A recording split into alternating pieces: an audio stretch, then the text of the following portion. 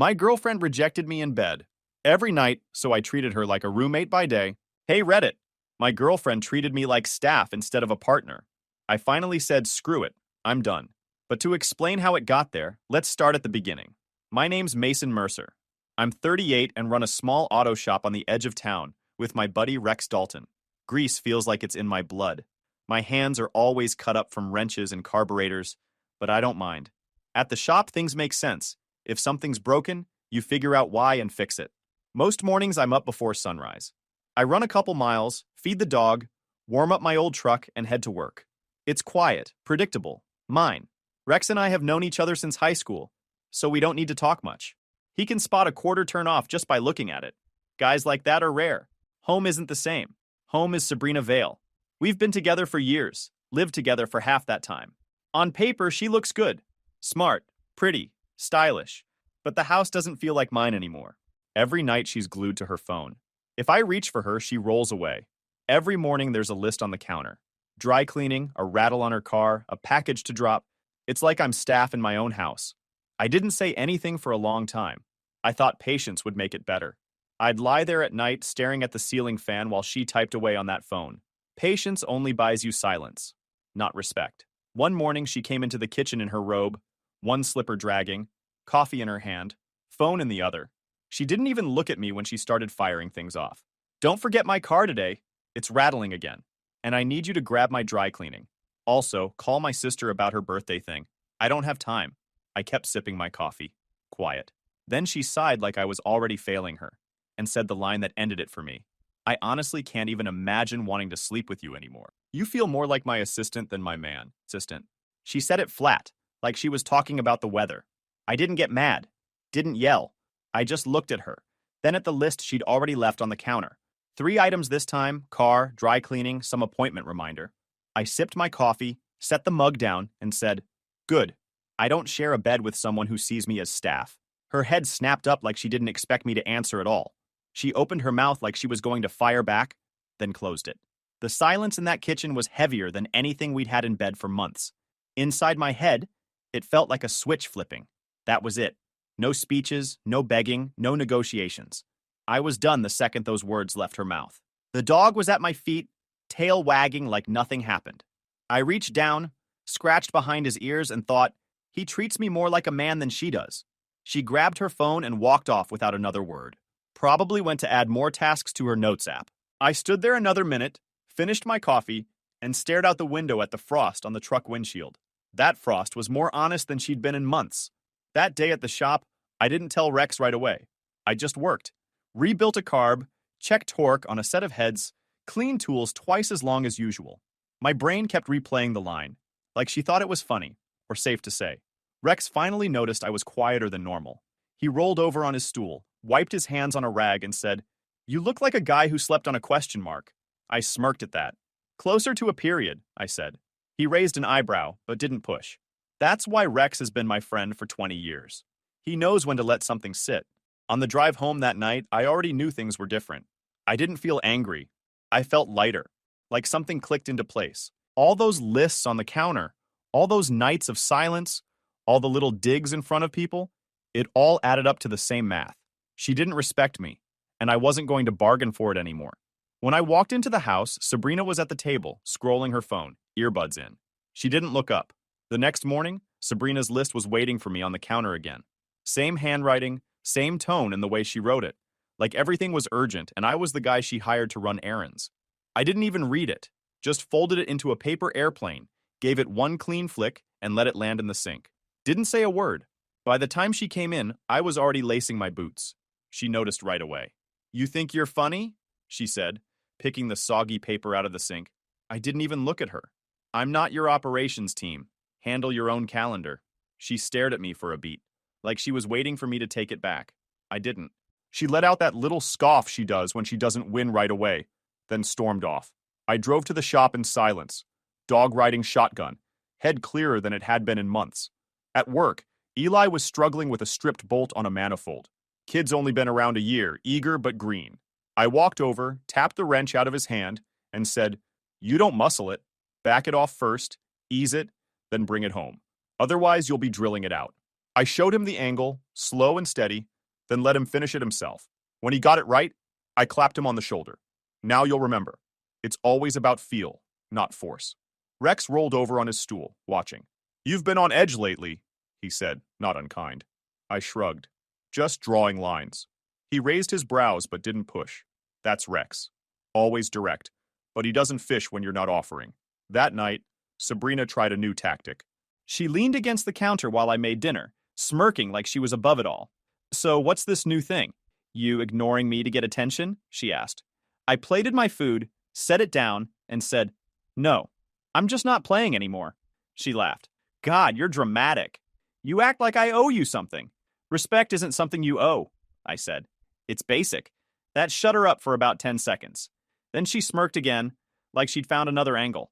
If you're so miserable, why don't you just leave? I took a bite, chewed, swallowed. I don't bluff. She rolled her eyes and walked out. I finished dinner in peace. A few days later, we were out to dinner with two couples we've known for years. The server slid plates around like a card dealer, glasses sweating, silverware clinking. Sabrina was already in show mode, chin up, eyes bright. Between the small talk about flights and daycare wait lists, she tilted her wine and said, You wouldn't believe how much Mason nags me about my phone. He acts like I'm cheating on him with Instagram. The table offered polite chuckles, the kind people use when they're choosing sides without saying it. I set my fork down, squared it with the knife, and looked at her. We don't do digs, I said. Calm. Not loud. The chuckles stalled. Someone cleared a throat. The server appeared with a basket of bread like a parachute. Sabrina tried to smirk it off. Relax, it was a joke. But nobody picked it up. I took a sip of water and went back to my steak. Conversation limped along about long weekends. In the car, she crossed her arms and stared through the windshield. You embarrassed me. No, I said, easing us onto the road. I corrected the record. She turned to the window and stayed there the whole drive, her reflection scowling back at her. I kept my hands at 10 and 2 and let the tires do the talking. The more she pushed, the less I reacted. That was the new rule. She'd try to tease me, make little comments, fish for a rise. One morning, she walked past me as I tied my boots and said, You're getting so serious lately. Don't tell me you're going through some midlife crisis.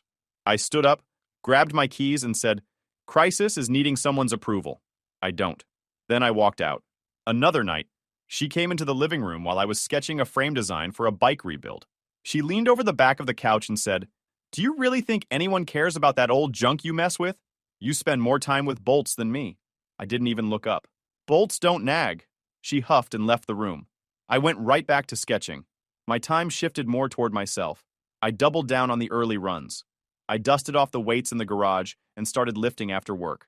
The bike project took up my evenings, an old frame I'd been meaning to rebuild for years. Piece by piece, it started looking like something again.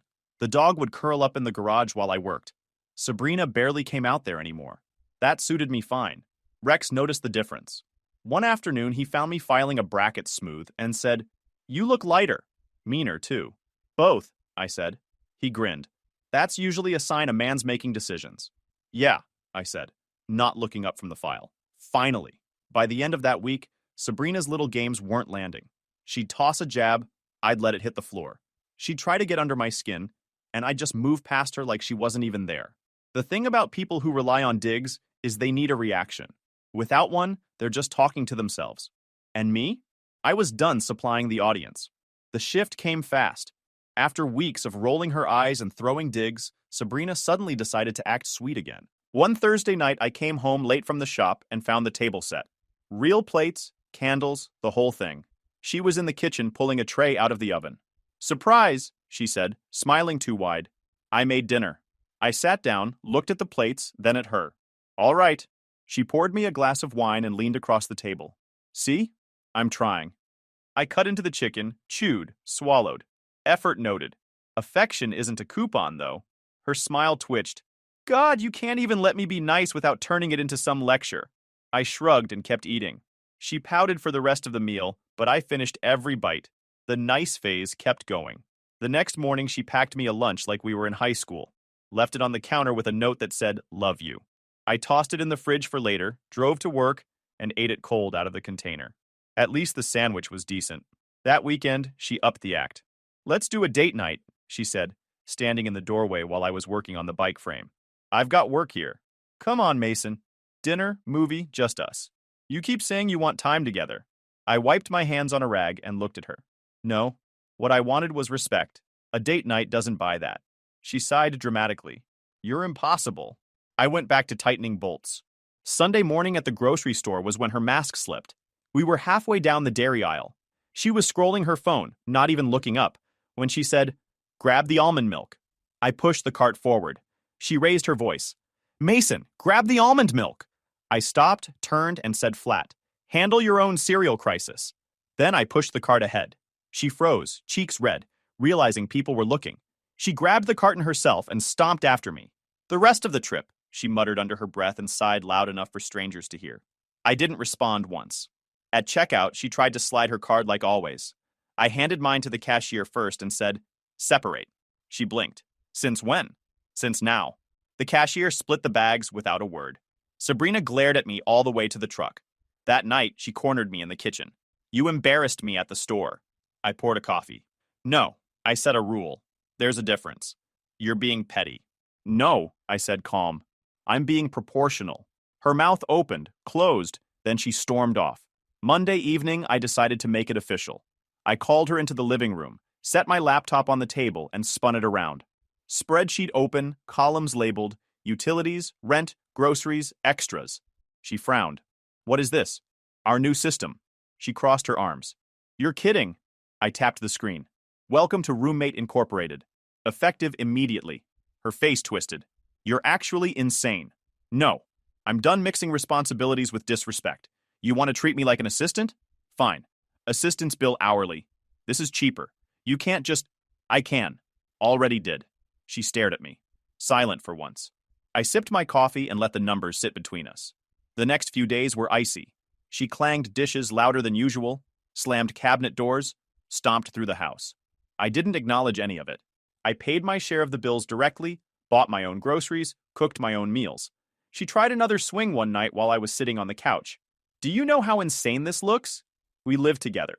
People are going to think we're splitting like college roommates." "Then don't tell them," I said, flipping the page of the manual I was reading. She huffed. "You're punishing me." I looked up, calm. "No, I'm adjusting. Punishment is about anger. This is about balance."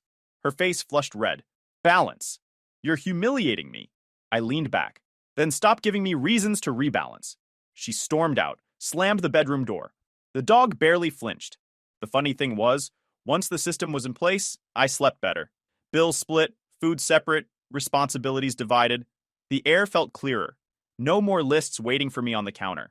She tried once, left one out with a little smiley face like she was softening the blow. I slid it back across the table and said, "Flights are still grounded." She tore it in half and tossed it in the trash. I almost smiled.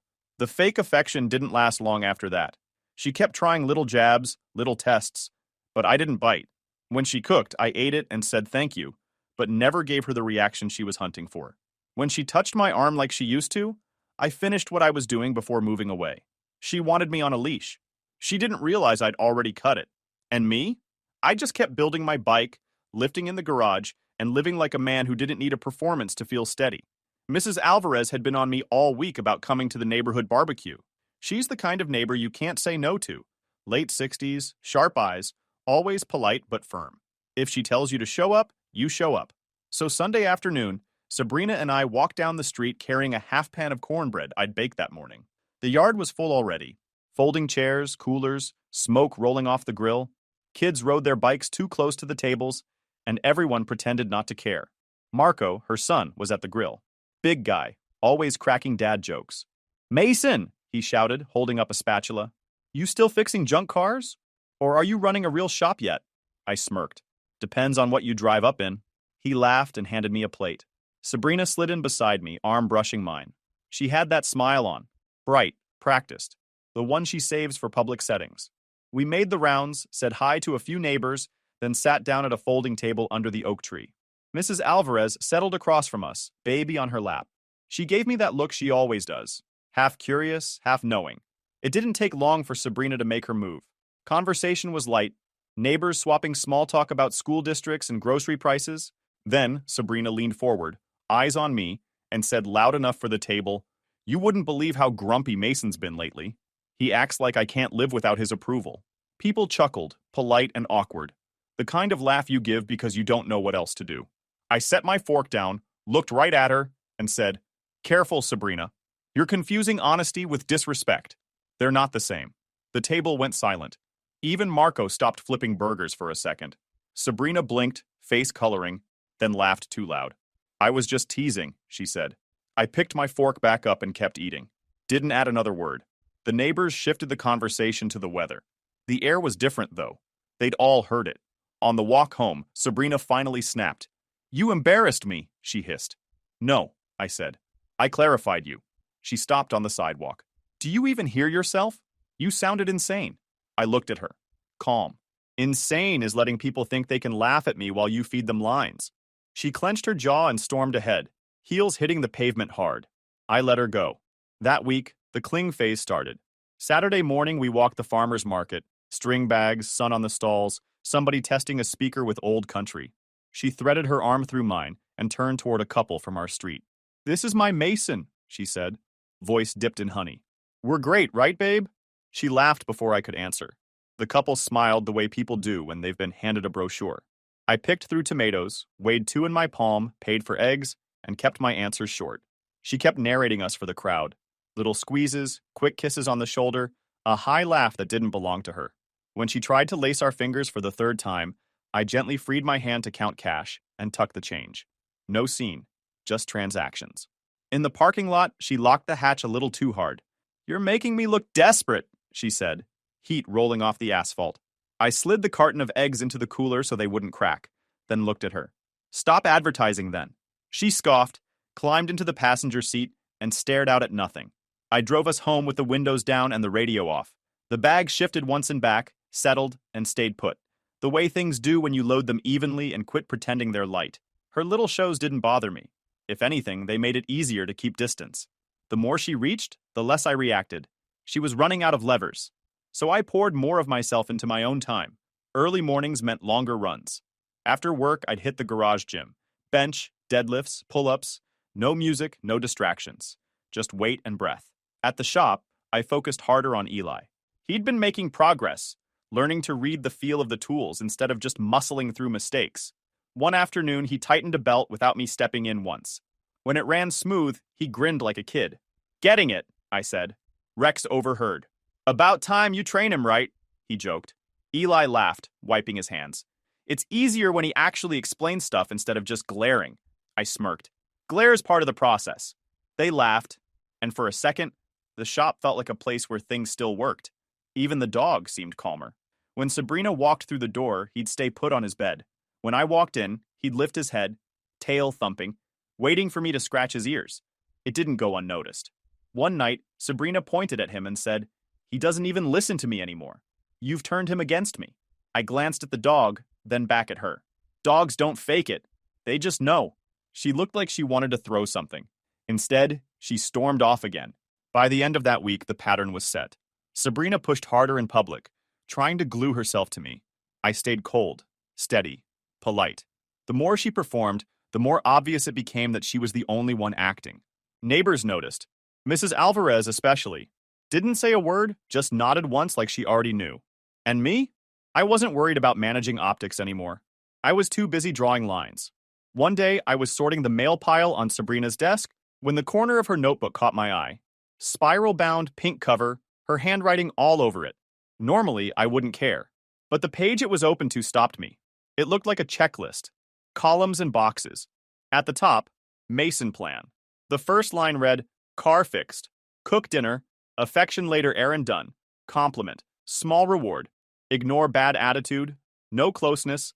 Lesson learned." I read down the page, my stomach going still. It wasn't a to-do list. It was a system. A way to manage me. I set the mail aside, carried the notebook to the kitchen, and set it in the center of the table. When she came in from her workout class, leggings still on, hair pulled back, she froze the second she saw it. "What's that?" she asked, too quick. "Your notes," I said. My voice was even. "Want to explain why I'm a program?" She laughed nervously. "Oh my God, you're snooping through my stuff now? That's pathetic." "No." I tapped the page. "Pathetic is reducing me to a flowchart." Her eyes narrowed. "You don't even know what that is. You're twisting it." "Really?" Car fixed equals affection. Looks pretty clear. She crossed her arms. It's just a journal. I was venting. Writing stuff down helps me process. Process? I leaned back. You call affection a coupon and chores a price tag. That's not processing. That's manipulation. She slammed her water bottle down. You always overreact. I was trying to organize my thoughts. You act like everything I do is some master plan against you. I didn't blink. That's because it is. You don't give respect. You ration it. Her jaw clenched. You're twisting everything. I'm the one who keeps this house together. You should be thanking me. For what? Turning intimacy into a loyalty program? She threw up her hands. God, listen to yourself. You're paranoid. No, I said. I'm awake. Big difference. That shut her up for a beat. Then the tears started. Right on cue. You don't understand how hard I try, she said, voice cracking. Do you think I like fighting with you? I just want us to be normal again. I didn't move. Normal died the day you made respect optional. She covered her face with her hands. Why are you being so cruel? Cruel. I shook my head. Cruel is telling a man he's only worth affection when he runs your errands. Cruel is treating me like a dog to be trained. I'm just putting words to it. She looked up, eyes red. So what? You're just going to throw this away? All these years? I didn't throw anything. You dismantled it piece by piece. I'm just the one calling time of death. Her expression hardened. You'll regret this. You're not going to find someone who puts up with you. I stood, calm. Respect isn't something to put up with. If that's your baseline, then you never saw me as a partner, just staff. She pushed the notebook away like it burned. You think you're so righteous. You're really just cold. That's why this doesn't work. You don't feel anything. Wrong again, I said. I feel plenty. I just don't waste it on someone who treats closeness like a reward chart. She shook her head, tears streaking now. So that's it? You're just done? Respect isn't negotiable, I said. You crossed the line. I don't step back over it. She slammed the bedroom door so hard the picture frames rattled. That night, I sat in the garage with the dog lying by my boots, pulled out my phone, opened a rental app, and bookmarked a short-term sublet across town. 2 bedrooms, small garage, good enough for now.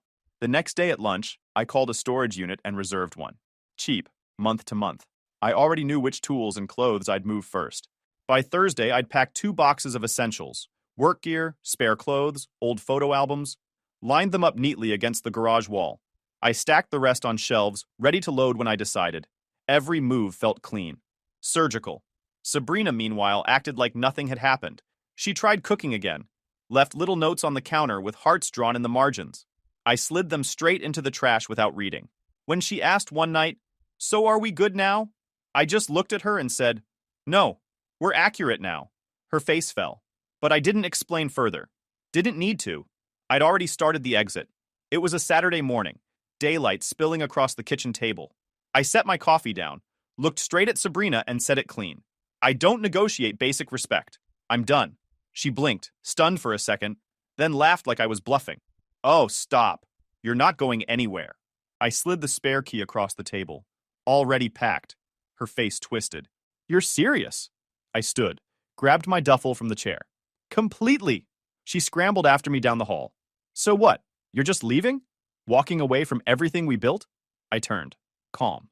We didn't build. I bought, you managed. I'll be taking what's mine. Her eyes went wide. Excuse me? I pointed toward the living room. That couch, I paid for. The dining table, too. TV stand, rug, half the kitchenware.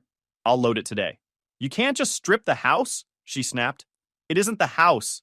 It's me. You wanted an assistant. Now you can run errands from the floor. She gasped, speechless.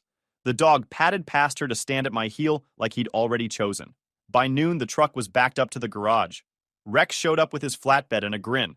Didn't think you'd actually do it this fast, he said. I shrugged.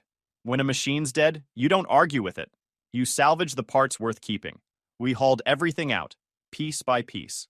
She stood in the doorway, arms crossed, spitting little lines under her breath. You're pathetic. Who takes furniture in a breakup? That's petty. I didn't stop moving. Who buys it owns it. That's fair. She followed me out to the truck. Everyone's going to think you're insane. Let them, I said, setting the dresser down. She threw her hands in the air and stormed back inside. By the time we were finished, the house looked hollow. Bare spots on the carpet where the couch had been. Blank wall where the TV used to hang. The kitchen echoing without the table. I carried the last box out, photo albums, tools, a framed picture of my father, and loaded it onto the truck bed. Sabrina stood at the porch railing, shaking her head. You'll regret this, Mason. You're going to wake up alone and wish you'd fought for us. I climbed into the driver's seat. Regret is cheaper than disrespect. Word spread quick. Neighbors whispered. Mrs. Alvarez caught me unloading the truck at the new place later that day. She walked over, arms folded, sharp eyes soft for once. You moved fast, she said. Had to, I answered. She nodded slowly. People will talk. Let them, I said. Opinions don't pay rent. She gave me one of her rare smiles. Good man. Then she walked back across the street.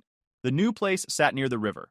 2 bedrooms, small garage, a patch of yard just big enough for the dog to stretch. First thing I did was put up a pegboard and hang my wrenches in order. Order made the space feel mine. The dog settled in quick.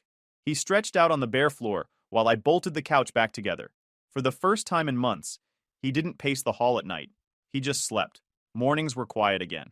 I brewed coffee, watched the sun come up over the river, and didn't check my phone until noon. On Sundays, Rex and his wife came by. She brought casseroles, he brought beer. We grilled in the yard, dog running between us, laughter carrying without effort. It felt like life had air again. You look 10 pounds lighter, Rex's wife said once. Furniture weighs a lot, I deadpanned, and Rex nearly choked laughing. A week later, I was at the hardware store picking up sandpaper for the bike project. I was standing in front of 2 racks, trying to decide grit, when a woman next to me said, It's not a moral decision, you know. Just pick one. I glanced over. Short brown hair, work boots, sharp eyes. She smiled without trying too hard. Depends on the job, I said. She raised a brow. Depends on the guy. We both laughed. Easy. Her name was Harper Quinn. We ended up comparing notes on sanding blocks, then somehow arguing over torque specs like we'd known each other a while. At checkout, I reached for my wallet, but she slid her card first. Get it next time, she said, like it wasn't a question. I paused, then nodded. No scoreboard. Easy. By the time I got back to the garage, sandpaper in hand, the dog waiting, I realized the house finally felt like mine again. Quiet. Honest. No lists on the counter. No games. Just me, my tools, and the weight of furniture I'd earned and taken with me. Months later, the bike project finally came together. All the sanding, fitting, and adjusting clicked one Saturday at sunrise. I rolled it out of the garage, kicked it to life, and let the idol sit clean. I eased it down the empty dirt lane at a crawl. The dog loped the ditch line for 100 yards, peeled off, and beat me back to the driveway. It felt like breathing again. By the time I parked it back in the garage, I knew something had shifted. I wasn't chasing anymore. I was building. That same afternoon, she texted me for the first time in months. A picture of the cabin brochure still pinned to her fridge. Underneath, she wrote, We could have had this. I typed back, We had plenty, just not the thing that matters. No reply came. For a while, silence held. A week later, I got the real attempt. It was late evening when there was a knock at the door. The dog growled low. I opened it to find Sabrina standing there, makeup smudged, wearing one of those dresses she used to save for date nights. Mason, she said, voice low. Please, we don't have to end like this. I miss you. I didn't move. What do you miss? The furniture? The system? Her lip trembled. No, I miss us. I miss how you used to look at me. I can change. I'll do better. Just don't throw us away. The dog sat at my feet, silent. I leaned against the doorframe. Respect wasn't yours to ration. You don't get another round. Tears welled up. She stepped closer, hand reaching for mine. I'll do anything. Just tell me what you want. I'll make it work. I pulled my hand back. I don't train partners. She froze, face hardening. The tears shut off like a faucet. So that's it? You're going to act like you're better than me? You're nothing without me, Mason. Nothing. No one else is going to put up with your stubborn crap. I almost smiled. Good. Then I'll finally be surrounded by honesty. Her jaw clenched. She tried to sneer, but it came out shaky. You're going to regret this. You'll be crawling back when you realize I was the only one who could handle you. I stepped forward just enough to close the gap. Calm, steady. I don't crawl. Not for anyone. Her mouth opened, shut, opened again. No comeback. She shook her head, muttered something under her breath, and stormed down the driveway. The dog watched her go, then laid back down on the porch. I closed the door and locked it. Life didn't stall. Harper was already in my orbit, not as a rebound, but as someone who didn't need a scoreboard to be kind. She came by one Sunday with a box of clamps for the table we were building together. Hold that side, she said, bracing a leg while I lined up the joint. I pressed it steady, tightened the clamp, and we both leaned back. Simple. No games, no performance. Just two people building something side by side. You realize it's lopsided, right? She said, smirking. I looked at it, then at her. Adds character. She laughed, genuine. No edge behind it. When we finished, the table was rough but solid. We set it on the porch, wiped the dust off our hands, and sat there with glasses of water. The dog sprawled across our feet like he finally trusted the space. You ever regret it? Harper asked, eyes on the river. Regret waiting, I said. Not leaving. She nodded like that was enough. It was. The text from Sabrina stopped after that night at the door. No more photos, no more threats. Word around the neighborhood was that she'd moved across town into a smaller place. Mrs. Alvarez mentioned it once over the fence, then let it drop. Seems thinner, she said quietly. I wish her well, I replied, but I don't miss a thing. Mrs. Alvarez gave me a long look, then nodded. She never asked again. We grilled in the yard, the dog weaving between chairs, Rex's wife laughing at things that didn't need to be forced. It wasn't complicated. No digs, no lists, no tension. Just people enjoying each other's company. One evening I took the bike out again, idling slow on the empty lane. The dog paced the edge for a short stretch, then circled back. The sun dropped low. I thought back to the house I'd left, the system I'd walked out of, the night she stood in my doorway begging, then flipping like a switch. Engines complain less than people. At least when they break, you know why. I don't chase, I build. Respect is the price of entry. When I got back, Harper was on the porch with a notebook, sketching shelves for the garage. She held it up. Think we can build these? I nodded. Easy. We've already got the clamps. We both laughed, simple and steady, and got to work. That night, with the dog asleep at our feet and the house quiet, I realized that this was the baseline I should have protected from the start. Not noise, not performance, not a system of rewards, just respect, earned and given without keeping score. And if anyone asked, I'd keep it simple. I don't negotiate for basic respect. Not from anyone. YouTube just dropped this new hype feature. If you're hooked on this story, smash that hype button. It tells YouTube this video deserves to blow up, and it keeps even crazier stories coming your way.